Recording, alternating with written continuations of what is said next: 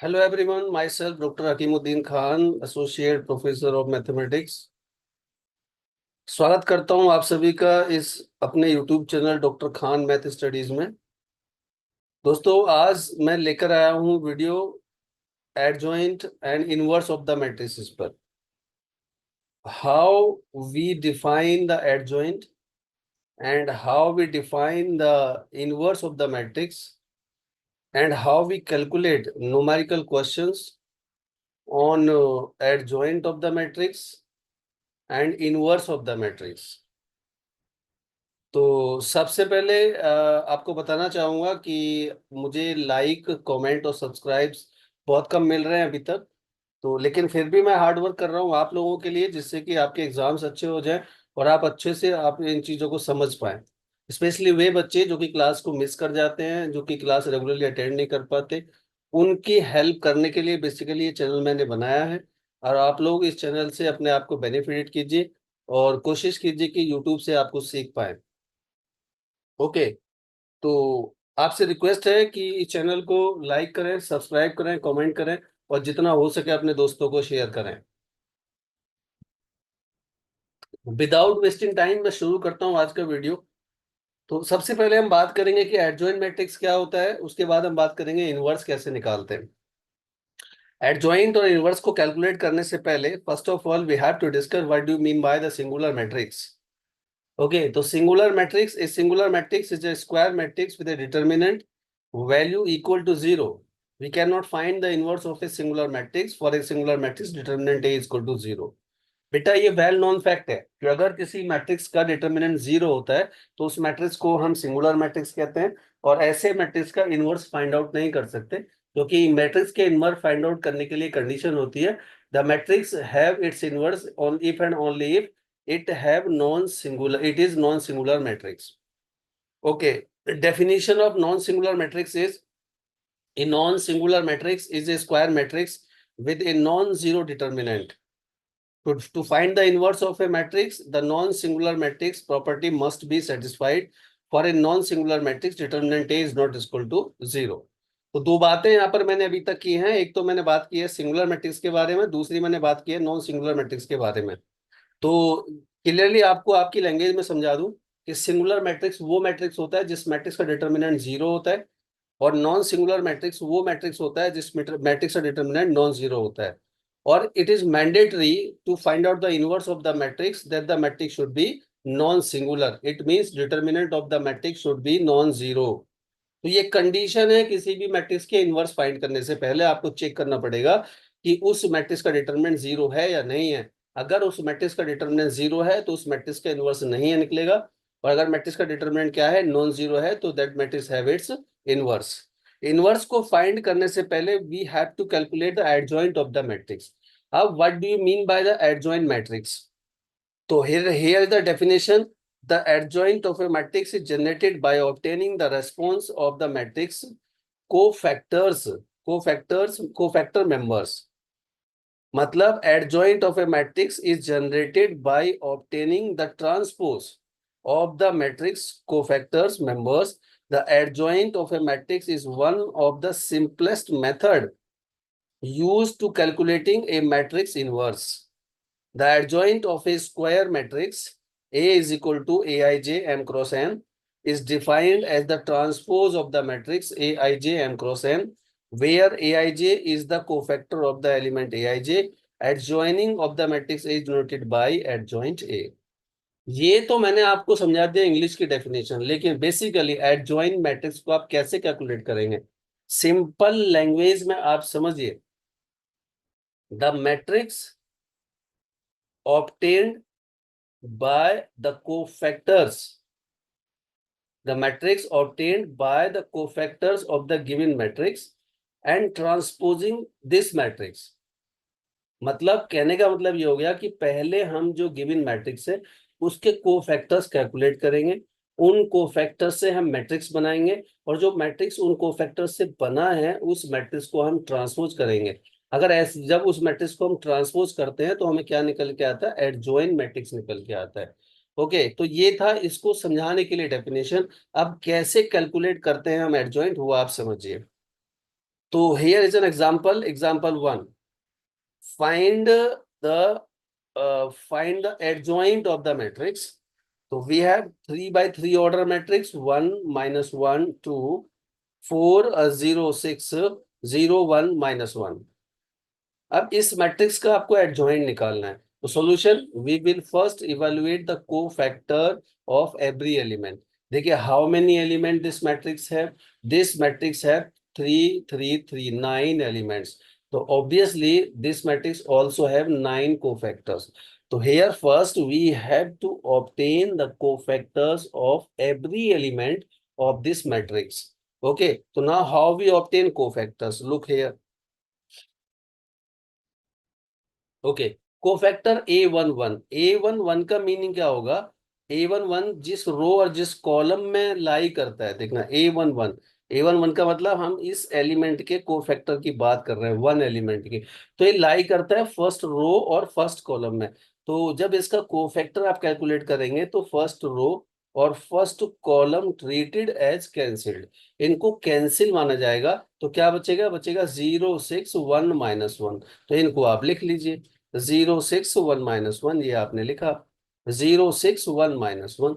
यहां पर साइन आता है plus minus plus minus plus, alternate sign आता है। ओके, अब इसको सिंप्लीफाई करना है तो 0 को -1 से मल्टीप्लाई कीजिए, क्रॉस मल्टीप्लाई। 0 इंटू -1 हो गया -1, देन -1 इंटू 6 मतलब -6। ओके, तो 0 इंटू -1 हुआ 0, सॉरी 0 इंटू -1 को हो गया 0 हो गया। -1 इंटू 6 कितना हो गया? -6 हो गया। तो 0 -6 कितना निकल के आया? -6। तो cofactors corresponding to A11 is equal to आया -6।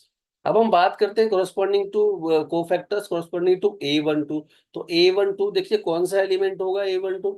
A12 का मतलब है हम इस एलिमेंट का कोफैक्टर निकाल रहे हैं। We are calculating cofactor for this element. तो दिस कॉलम, जिस कॉलम में ये एलिमेंट लाई करता है दिस कॉलम, एंड जिस रो में ये एलिमेंट लाई करता है this row, treated as cancelled. तो बैलेंस क्या बचेगा आपके पास? 4 6 0 -1। वही मैंने लिखा होगा, देखिएगा यहाँ पर, लुक है 4 6 0 -1 आ गया। अब पहले क्या साइन था? प्लस साइन था, उसके बाद साइन साइन क्या आ गया? माइनस साइन आ गया। ठीक है, अब इसको मल्टीप्लाई कीजिए, 4 इंटू -1 आ गया -4, -0 इंटू 6 कितना हो गया? 0। तो आ गया -4 -0 दैट इज -4, और माइनस यहाँ पहले से था तो क्या आ गया? इक्वल टू आ गया +4। तो A12 का कोफैक्टर आपने निकाल लिया। तो गाइस ये मेथड होता है कोफैक्टर को कैलकुलेट करने का। अब देखिए ना, A12 आपने निकाला, अब आप A13 निकाल के देखिएगा। A13 दिस कोफैक्टर, देखना A13 किस एलिमेंट की मैं बात कर रहा हूँ? A13, ठीक है, दिस दिस एलिमेंट की मैं बात कर रहा हूँ। तो दिस कॉलम, जिस कॉलम में ये एलिमेंट लाई करता है this column, and this row treated as cancelled, क्या बचेगा? 4001। अब इसको लिख लीजिए यहाँ पर, 4001 आपने लिखा, 4001 आपका हो गया। तो क्या साइन कर दीजिए, इसको मल्टीप्लाई कीजिए, 4 इंटू 1 +4 हो गया, -0 इंटू 0 0, तो 4 -0 0 आ गया। तो प्लस का 4 आपके पास आ गया। तो A12 आपने निकाला, A1 आपने निकाला, A12 आपने निकाला, और A13 आपने कैलकुलेट किया। तो 3 कोफैक्टर्स को कैलकुलेट करके मैंने दिखाया। इसी तरीके से आपको 6 कोफैक्टर को कैलकुलेट करना है, मतलब A21 करना है। तो ऊपर देखिएगा A21 में कैलकुलेट करना चाहता हूं, तो A21 को भी एक बार एक दो और देख लीजिए ताकि आप अच्छे से समझ पाए इसको। A21 मीन्स इस एलिमेंट की मैं बात कर रहा हूँ 4 की। तो ये किस कॉलम में लाई कर रहा है? फर्स्ट कॉलम में लाई कर रहा है। ये कॉलम कैंसिल माना जाएगा, और इस रो में लाई करता है सेकंड रो में, तो सेकंड रो को कैंसिल माना जाएगा। तो क्या बचा? -1 2 बचा आपके पास, 1 -1 बचा। देखिएगा यहाँ पर A21 -1 2 1 -1 आपके पास बचा। इसको सिंप्लीफाई कर दीजिए तो -1 हो गया +1, -1 इंटू 2 आपके पास आ गया, तो -2 आ गया। तो 1 -2 आया -1, लेकिन बाहर क्या है? माइनस है, इक्वल टू क्या आ गया? प्लस आ गया। तो this is the way to find out cofactors. तो गाइज इस तरीके से आप कोफैक्टर फाइंड करेंगे सारे एलिमेंट्स के। तो मैंने 4 5 के करके आपको दिखा दिया, बाकी आप खुद कीजिएगा। तो ये निकल के आ रहे हैं सारे कोफैक्टर्स। A11 का -6 आया, A12 का 4 आया, A1 3 का 4 आया, और A2 1 का आया 1, A2 2 का कितना आया -1 आया, और A2 3 का आया -1, अगेन A3 1 कितना आया -6 आया, और A2 2 कितना आया -2 आया, और A3 3 आया आपका प्लस का 4। So these are the cofactors we obtained by using the matrix. Now adjoint A is equal to होता है कोफैक्टर्स का ट्रांसपोज। ओके, तो अब पहले कोफैक्टर्स से जो मैट्रिक्स बना है ना वो आप लिखिए। तो कोफैक्टर्स क्या आया था, फर्स्ट कोफैक्टर क्या था आपके पास फर्स्ट कोफैक्टर था -6, सेकंड था 4। तो देखिए यहाँ पर अब लिख रहे हैं -6 4, और थर्ड आपके पास क्या था 4 था। तो -6 4 4 आपके पास आ गया। अब A21 क्या आया था 1 आया था, A21 1 हो गया। A22 -1, A23 आया था -1, तो 1 -1 -1 आ गया। Similarly, A31, A32, A33. So this is the matrix obtained by cofactors. अब इस मैट्रिक्स को ट्रांसपोज कीजिए। ट्रांसपोज करना मैंने आपको लास्ट वीडियो में सिखाया था। ट्रांसपोज का मतलब है इस मैट्रिक्स का जो रो है ना उसको नेक्स्ट मैट्रिक्स की कॉलम में बना दीजिए, या फिर कॉलम को रो में लिख दीजिए, तो ये मैट्रिक्स ट्रांसपोज हो जाएगा।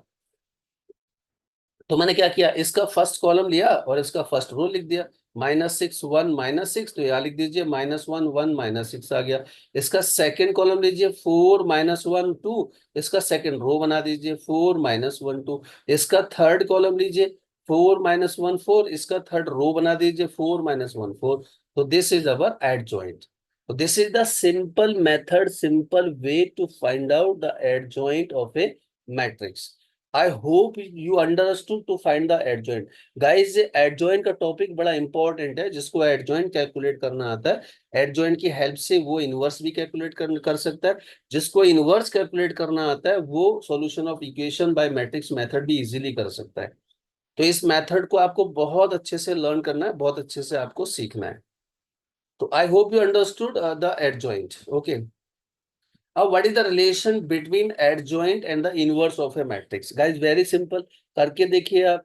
The relation between adjoint and the inverse of a matrix. To find the inverse of a matrix A, that is A inverse. This is inverse, guys. Typing error है। A inverse है, A के ऊपर है ये -1, A inverse. We shall first denote the adjoint of a matrix. We first define the adjoint of the matrix. Let A be the n by n matrix. Then Cij, that is cofactor of A, is defined to be Aij is equal to -1 to the power ij, determinant Mij। Simple है ये method, अभी निकाला था हमने, आपने अभी calculate किया था। बहुत सिंपल था इसको कैलकुलेट करना। राइट, अब हम बात करते हैं where Mij is the ijth minor matrix obtained from A after removing the ith row and jth column. Let's consider n by n matrix A is equal to Aij and define the n by n matrix adjoint A is equal to A transpose.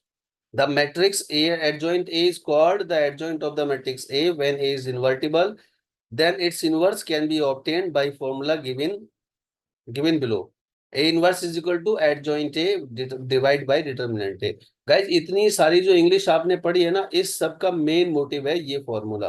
तो inverse calculate करने के लिए you have the formula A inverse is equal to adjoint A divided by determinant A. बस simple formula ये आपको learn करना है। जो एडजॉइंट आपने कैलकुलेट करना सीखा है उसी एडजॉइंट को आप डिवाइड कर दीजिए उस मैट्रिक्स के डिटरमिनेंट से, तो आपका इनवर्स निकल के आ जाएगा। ओके, तो the inverse is defined only for non singular square matrix, ये याद रहे आपको। The following relationship holds between A matrix and its inverse. Remember always A inverse equal to होता है A inverse A is equal to होता है I, where I is the identity matrix. कहने का मतलब यहाँ पर सिंपल है, अगर किसी मैट्रिक्स को उसके इनवर्स से मल्टीप्लाई किया जाता है ना, तो उसका प्रोडक्ट क्या होता है, आइडेंटिटी मैट्रिक्स होता है। और मुझे याद है कि आइडेंटिटी मैट्रिक्स को मैंने पहले आपको बताया था। आइडेंटिटी मैट्रिक्स होता है थर्ड ऑर्डर का 1 0 0 0 1 0 0 0 1। तो अब एग्जाम्पल 2 में मैं बात करूंगा इनवर्स फाइंड आउट करने का। ओके, तो determine whether the given matrix is invertible and if so then find the inverse of the matrix.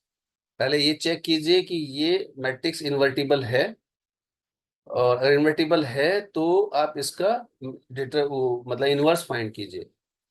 Okay.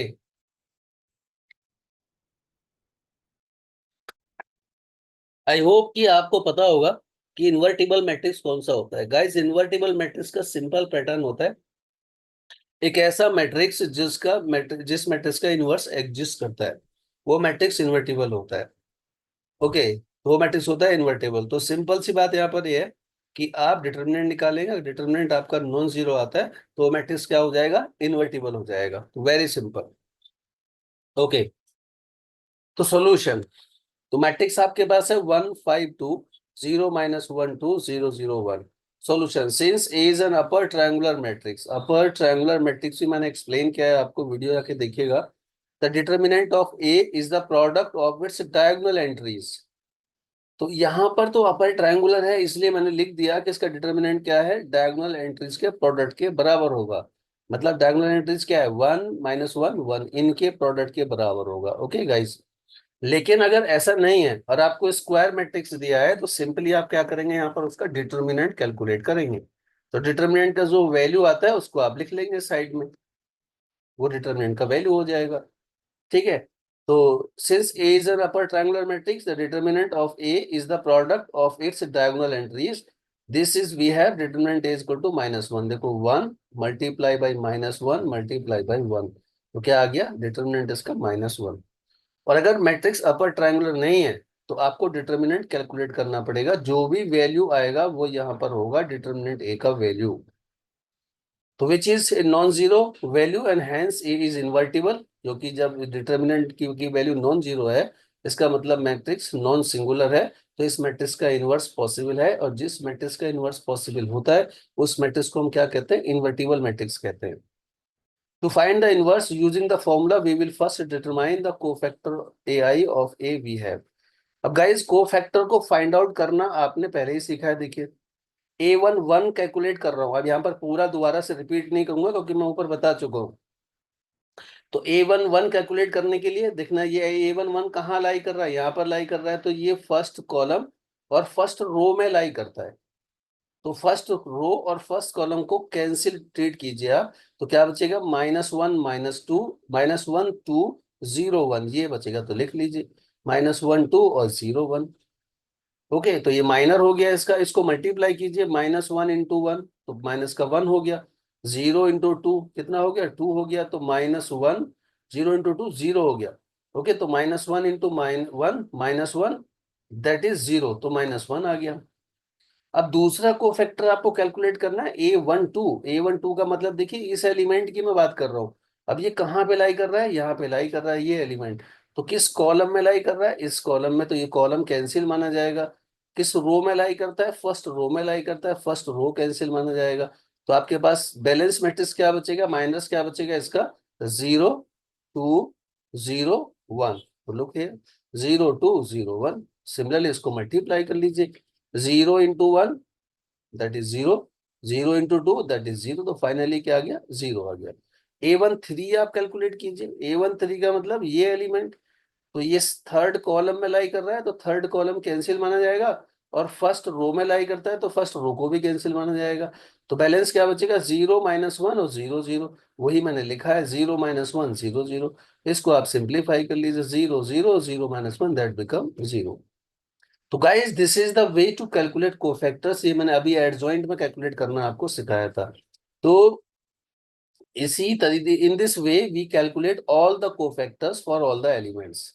We have 9 cofactors. तो फर्स्ट कोफैक्टर क्या आया, -1 आया, सेकंड क्या आया, 0, थर्ड क्या आया, 0, फोर्थ कोफैक्टर इज -5, और A22 मतलब फिफ्थ कोफैक्टर 1, सिक्स्थ कोफैक्टर आया 0, सेवंथ कोफैक्टर 12 आया, और एट्थ कोफैक्टर -2 आया, और नाइन्थ कोफैक्टर आया -1। तो these are the cofactors we obtain by the previous method.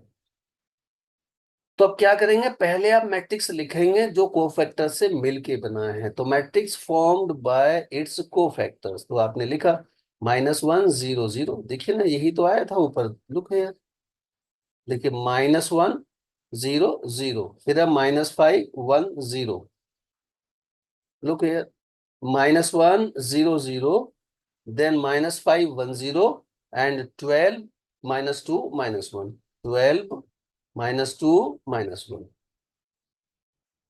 तो now this is the matrix formed by it's cofactors. अब इस मैट्रिक्स को जो आपने कोफैक्टर से मिलकर बनाया है ना, इसको ट्रांसपोज कर दीजिए। ट्रांसपोज का मतलब इस मैट्रिक्स की जो रो है ना, उसको कॉलम में लिख दीजिए, या फिर कॉलम को रो में लिख दीजिए। मीनिंग एक ही है दोनों बातों का। तो वही मैंने किया है। जब इसको आप ट्रांसपोज करेंगे ना, तो एडजॉइंट आ जाएगा इस मैट्रिक्स का। तो transposing the above matrix we have adjoint of the matrix A. तो adjoint of A is equal to, देखना यहां पर मैंने फर्स्ट कॉलम को ना, इसके फर्स्ट कॉलम को इसका फर्स्ट रो बना दिया है। देखिएगा, -1 -5 -12, इसका -1 -5 12, इसका फर्स्ट कॉलम था। इसको क्या लिखा मैंने, इसका फर्स्ट रो लिख दिया। -1 -5 12 हो गया। सेकंड कॉलम को सेकंड रो में लिख दीजिए, 0 1 -2 हो गया। थर्ड कॉलम को थर्ड रो में लिख दीजिए, 0 0 -1 हो गया। Got it. तो ये इसका एडजॉइंट निकल के आ गया। अब आपने एडजॉइंट निकालना सीख लिया, क्योंकि एडजॉइंट मैंने पिछले क्वेश्चन में भी एडजॉइंट आपको कैलकुलेट किया था। अब एडजॉइंट आपने यहां तक भी कर लिया। अब आपको कैलकुलेट क्या करना था, इस मैट्रिक्स का इनवर्स फाइंड करना था। तो now using the formula we will obtain the inverse of the matrix A. तो guys A inverse is equal to क्या होता है, adjoint A divided by determinant A.